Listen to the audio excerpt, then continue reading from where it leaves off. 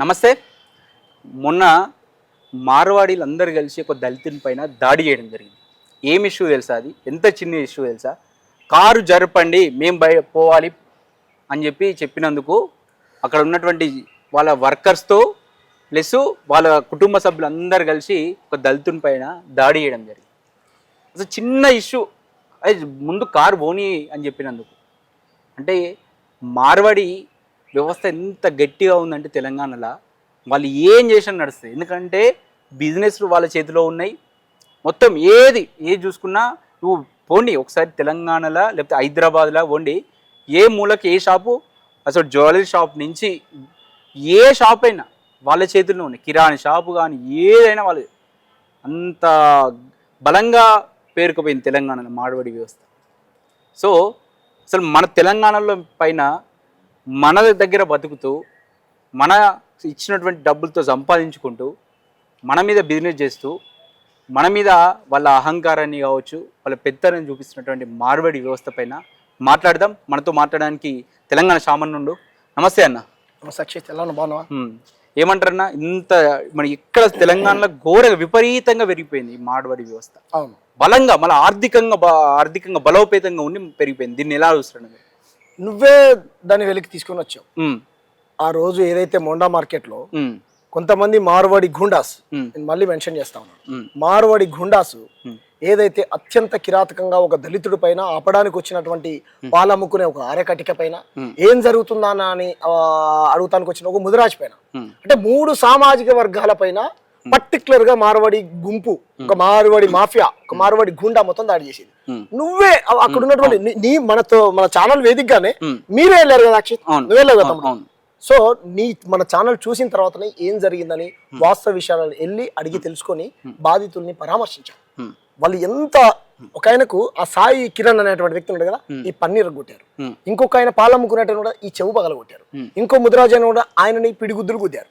So ఇక్కడ Monda market లో ప్రధానంగా ఈ దాడి జరగడానికి ప్రధానమైనటువంటి కారణం ఏంటంటే, మనందరం అనుకుంటాం ఎక్కడికి పోయి గ్రామాలలో కులం ఉంటది, సిటీలో ఎక్కడో కులం అనేది చాలా మంది, కొంతమంది నాయకులు, బీజేపీ నాయకులు కూడా చెప్తా ఉంటారు.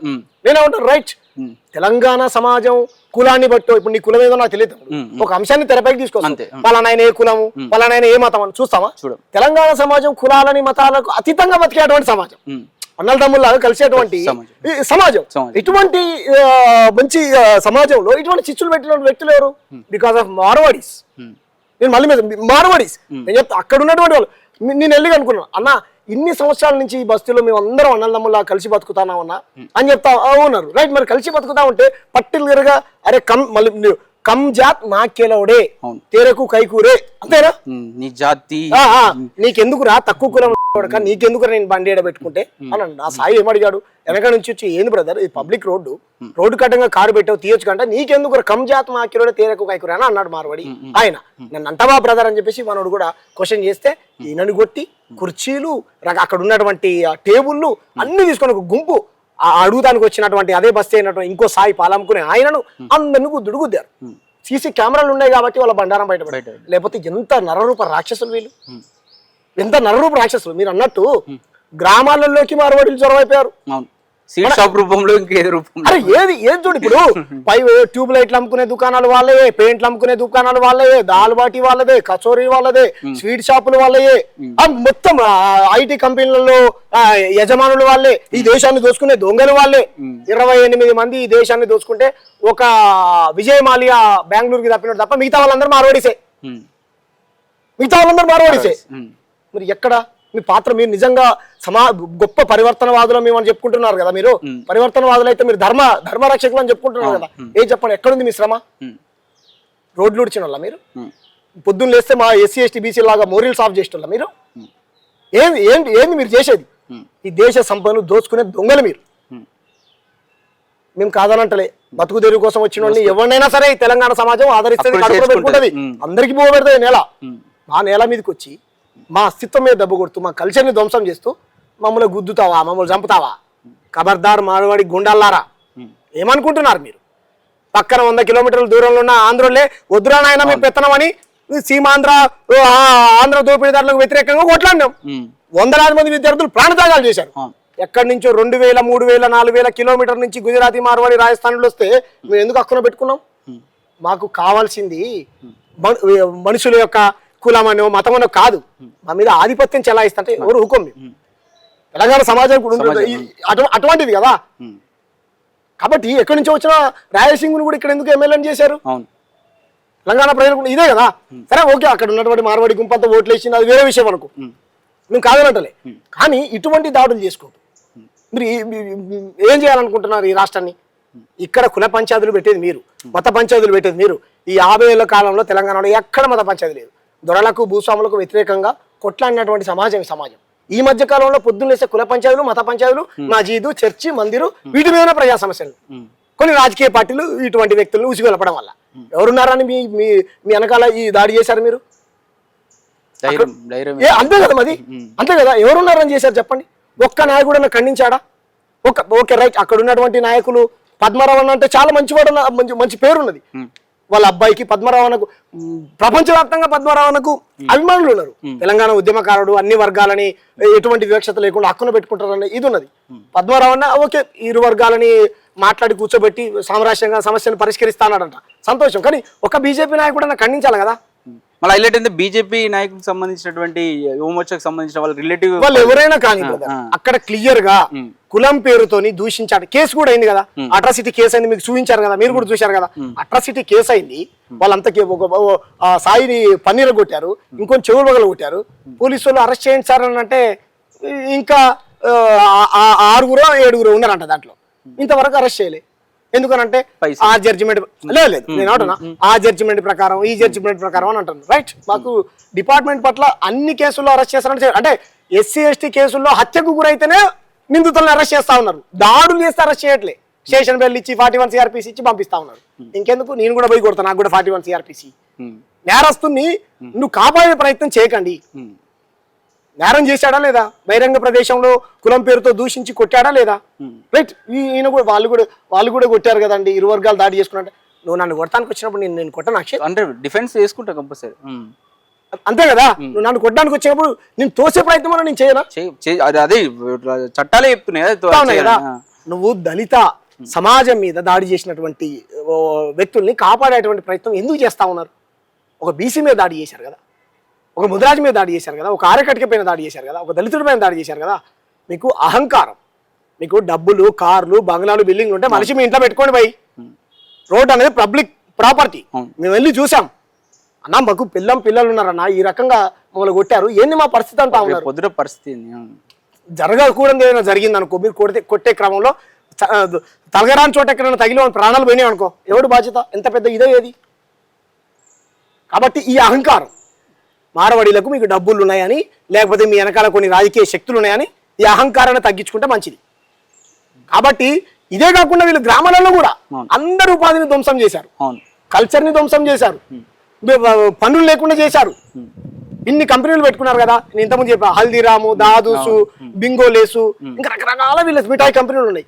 ఒక్కరైనా స్థానికస్తులు, ఉద్యోగస్తులు ఉన్నారేమో అడుగు, మీ కెమెరా తీసుకొని పోయి అడగండి. హైదరాబాద్లో ఉన్నటువంటి పెద్ద పెద్ద బడా అగర్వాల్స్, గిగర్వాల్స్, ఏమంటారు మాన్యవర్ అనేటువంటి షాపింగ్ మాల్స్ రకరకాలు ఉన్నాయి కదా. వీళ్ళ దాంట్లో పనిచేసేవాళ్ళు ఎవరు అడగండి, ఒక్కడు లేడు. పనిచేసేవాడు ఎక్కడ ఉంటాడు తెలుసా? మన తెలంగాణ వాడు బాత్రూమ్లు కడిగే దగ్గర ఎస్సీ ఎస్టీలు ఉంటారు. ఎందుకన్నా ఇక్కడ తెలంగాణలోనే బలంగా పాతుకుపోవడానికి కారణం ఏంటంటారు? అంటే ఒక్కటే బ్రదర్, సౌత్ ఇండియాలో ఎంత దోడినా వచ్చేటువంటి సంపద ఉంటుంది. ఇక సౌత్ ఇండియా మీద గుజరాత్ తోడి కన్ను పడ్డది అని ఎప్పటి నుంచో నేను చెప్పడం కాదు, మేధావులు ఎప్పటి నుంచో చెప్తా ఉన్నాను.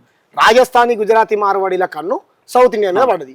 మీరు వాళ్ళు మీకు నిజంగా అంత అవును బ్రదర్, వ్యాపారం చేసుకుంటారు కదా, చేసుకుని మీకు చేతన అయితే మీరు కూడా చేసుకోవచ్చు కదా, వాళ్ళ మీద ఎందుకు పడేస్తున్నారు అని అటువంటి వాదులు కూడా ఉన్నారు. రైట్ బ్రదర్, మేము కూడా చేసుకోవద్దని అంటలే. రాజస్థాన్ లో చేసుకోకుండా ఇటు దాకా ఎందుకు వచ్చినావు? అదే నీకు అర్థమైందా? రాజస్థాన్ లో చేసుకోకుండా ఇటు దాకా వచ్చినావు అంటే బికాస్ ఆఫ్ ఇక్కడ సంపద ఉందనే కదా. నీకు అర్థమైందా? మరి ఆంధ్రోడు ఇటు దాకా వస్తే నీ అట్టు వేరు, నా జొన్న రొట్టె వేరు, నీ కల్చర్, నీ కట్టెగార, నీ పూతరేకులు వేరు, మా కట్టెగారాలు వేరు అని మరి వాడిని ఎందుకు వెళ్ళగొట్టినావు? మా నీళ్లు, మా నిధులు, మా నియామకాలని ఆంధ్రోడి మీద కొట్లాడినావు. అంత దూరం నుంచి వచ్చినటువంటి గుజరాతీ, మార్వాడి, రాజస్థాన్ మనం కొట్టి చంపుతా ఉంటే నీకు రోచన రావట్లే? రాయడానికి నీకు పెన్ను పాట రాయట్లే? ఏం చేస్తా ఉన్నారు మేధావులు? మాట్లాడారు 100% మాట్లాడారు. అరే మమ్మల్ని రెచ్చగొట్టిరు తెలంగాణ ఉద్యమంలో, ఏదో జరిగిపోతే ఏదో జరిగిపోయింది. నా పేరే తెలంగాణ శ్యామ్. ఎంత పిచ్చి ఉండాలి మాకు. మా నీళ్లు మాకు దక్కుతాయి, మా నిధులు మాకు దక్కుతాయి, మా నియామకాలు మాకు దక్కుతాయని మేము కొట్లాడాం. ఈరోజు మొత్తం గుజరాతీ మార్వాడీలు మొత్తం దోసుకొని పోతా ఉంటే బాధ అనిపిస్తా ఉంది. ఒక్క మీద కూడా మాట్లాడు. పార్టీలకు అతీతంగా చెప్తా ఉన్నాండి. ప్రాంతం ముఖ్యం కదా, ప్రాంతం ముఖ్యం 100%. అంతేనా కదా. మేము కాదనంటలే, వాళ్ళు ఉండనియండి కాదనంటలే. ఎంత ఆధిపత్యం. ప్రతి గ్రామంలో మార్వాడి జ్వరపడిపోయాడు. ఉపాధిని మొత్తం ధ్వంసం చేశాడు. ఊర్లో ఉన్నటువంటి కోమటాయన వ్యాపారం పెట్టుకుంటే వరుసలు పెట్టి పిలుచుకుంటాం. కోమటాయన ఆయన కోట అయినప్పటికీ సంబంధం వేరు. అప్పులు ఇచ్చుకుంటా అప్పులు ఎగ్జాక్ట్లీ అదే చెప్తా. ఊర్లో ఉన్నటువంటి కోమటాయన ఏం పిల్ల భావన శ్యామ అని అంటాడు. పెద్దనాయన ఆయన కోట అయినప్పటికీ కూడా వరుస పెట్టి పిలుచుకుంటాం. పిలుచుకొని మనకి ఇట్లా ఆపద ఉన్నదా, మా ఆయనకు బాగాలేదు, మా అమ్మకు బాగాలేదు అంటే అట్లా నా మనూరు పిల్లగాడగానే 1 లక్ష 2 లక్షలు 50,000 30,000 40,000 ఎంతో తోచినా సాయం ఇస్తాడు. ఏ మార్వాడి అయినా ఎవరికైనా ఇచ్చాడా గ్రామాలలో పోయాడని ఉన్నాడు. ఆడ సంపాదించుకుంటాడు, దోసుకొని రాజస్థానికి వెళ్ళిపోతాడు. అటు ఆయనలకు మనకు చుట్టరికం ఎక్కడిది. కాబట్టి ఈ రకంగా కూడా మన కోమటోళ్ళ వృత్తిని ధ్వంసం చేశారు. బంగారం షాపులు వాళ్ళే. మరి మన వృత్తులు చేసుకునేటోళ్ళు ఏ రంగాన్ని వదిలిపెట్టలేవాళ్ళు, ఏ రంగాన్ని వదిలిపెట్టలేవాళ్ళు. చాయ్ బండి నుంచి మొదలు పెడితే ఐటీ కంపెనీ దాకా, ఇంతకుముందు చెప్పినట్టు దేశాన్ని దోసుకునే దొంగల దాకా ఎక్కడున్నది వీళ్ళ పాత్ర ఎక్కడున్నది వీళ్ళది అంటున్నా నేను. ఇక్కడ ఒక పాయింట్ చెప్పాలనుకుంటున్నా. చెప్పండి. అన్ని ప్రభుత్వాలు చెప్తున్నాయి కోట్ల పెట్టుబడులు వస్తున్నాయి, కానీ ఇక్కడ నీళ్ళు ఇస్తారు, ఇక్కడ భూములు ఇస్తారు, ఇక్కడ కరెంట్ ఇస్తారు, అన్ని ఇస్తారు, జాబులు మాత్రం వాళ్ళకి ఇస్తారు. ఎట్లా దీన్ని మనం ఎట్లా సాధించుకోగలుగుతాం, ఎదుర్కోగలుగుతాం? కొన్ని రాజకీయ పార్టీలకు వీళ్ళు మార్వాడి, రాజస్థానీ, ఈ గుజరాతీ బ్యాచ్ ఫండ్ చేస్తారు. ఇప్పుడు ఆ నీరవ్ మోడీనా పోయినప్పుడు బ్యాంకులన్నీ లూటీ చేసిపోయినప్పుడు ఆయన ఏం చెప్పాడు? స్పష్టంగా చెప్పాడు, ఎవరినైనా నేను బ్యాంకు దగ్గర నుంచి 100 రూపాయలు తీసుకుంటే 23 రూపాయలు తిన్నారు అన్న, నేను మిగతా మొత్తం భారతీయ జనతా పార్టీకి ఇచ్చిన అన్నాడు. నేను ఇచ్చిన స్టేట్మెంట్ కదా ఆయన. లండన్ లో ఉండి జైల్లో చెప్పాడు. ఏమైంది సరే ఇంత దోసుకుని మరి ఎప్పుడు కడతారంటే నేనే ఆడ దోసుకున్నాను, నాకు ఇచ్చింది 23 రూపాయలు, మిగతా మొత్తం వాళ్ళకి ఇచ్చిన అన్నాడు. సో మార్వాడీలు మన దగ్గర నుంచి శ్రమని దోసుకుంటా ఉన్నారు. మనకు ఉద్యోగాలు ఇవ్వకుండా ఇక్కడ ఉన్నటువంటి మన నీళ్లు మొత్తం అన్ని వాడుకుంటా ఉన్నారు. సంపద సృష్టించి వీళ్ళు సగం దొబ్బి తిని కొన్ని రాజకీయ పార్టీలకు ఇస్తున్నారు. ఏ రాజకీయ పార్టీలు అనేది ప్రజలందరికీ తెలుసు. ఇప్పుడు లోకల్ రిజర్వేషన్ రావాలని ప్రతి ఒక్క యువకుల్లో ఉంది. 80% మనకు వస్తే కనీసం మనం ఉనికి అన్న కాపాడుకోగలుగుతాం. ప్రాంతం వాళ్ళకు తప్ప ప్రాంతేతరులకు భూములు అమ్మకూడదు బ్రదర్. ఈ ప్రతిపాదన మేము ఎప్పటి నుంచో ప్రభుత్వాల ముందు పెట్టాం. మన ప్రాంతం వాడు భూమి కొనుక్కుంటే రేపు కాకపోయినా ఎల్లుండే. ఇప్పుడు గిరిజనుల భూమి ఉంటుంది, గిరిజనేతరులు గిరిజనుల భూమి కొనుక్కోవడానికి హక్కు లేదు. అటువంటి చట్టాన్ని తేవాలి. ప్రాంతేతరుడికి తప్ప ప్రాంతం వాడికి తప్ప ప్రాంతేతరుడికి భూమి అమ్మడానికి హక్కు లేదు, వ్యాపారం పెట్టుకోవడానికి హక్కు లేదు అన్నట్టు. బతుకోవచ్చు, ఎవరు ఎక్కడైనా బతుకోవచ్చు, మేము కాదనంటలే. కానీ నువ్వు మా సంపదను దోసుకుంటూ పోతూ ఇక్కడ సంపాదించుకొని దొంగ ఓటర్ క్రియేట్ చేసుకుని మా భూములు దోసుకొని మమ్మల్ని బానిసలు చేస్తా ఉన్నావు కదా. 200-300 ఏళ్ళ తర్వాత అప్పుడు బ్రిటిష్ వాడు వచ్చి దోసుకొని పోయిందంట. ఎవరో ఏమంటారు ముస్లిం రాజులు వచ్చి దోసుకొని పోయాట. రేపు పొద్దున మారవాడు వచ్చి దోసుకొని పోయినా చరిత్రలో రాసుకోవాలి మనం. ఇదే కదా బ్రదర్, జరిగేది ఇదే కదా. కాబట్టి మొత్తం దోసుకొని పోతా ఉన్నారు. కాబట్టి నేనేం రిక్వెస్ట్ చేస్తా ఉన్నాను మీ ఛానల్ వేదికగానంటే, మీ గ్రామాలలో మారవాడీలు బతుకు తెరుకొస్తే బతకనేయండి. ఇంకా వాళ్ళకి పార గడపార ఇచ్చి పొలం పనికి తీసుకొని పోండి. రోజు కూలి పోతారు కదా, కూలి పనికి తీసుకొని పోయి వాళ్ళ కష్టపడి చెప్పండి. మొత్తం అంతా దోసుకొని పోతా ఉన్నారు. శ్రమ చేసేది మేము బ్రదర్. రోజు బాంచందురా అనేటువంటి బతుకులకు వ్యతిరేకంగా కొట్లాడి అడవులో పోయినటువంటి అనాలు మొత్తం ఎవరు అనుకున్నావు? ఎస్సీ ఎస్టీ బీసీ మైనార్టీలే. ఒక మార్వాడన్నా ఒక నక్సలైట్ అన్న చూపెట్టు లేడు. మీరు ఆల్రెడీ ధనవంతులే.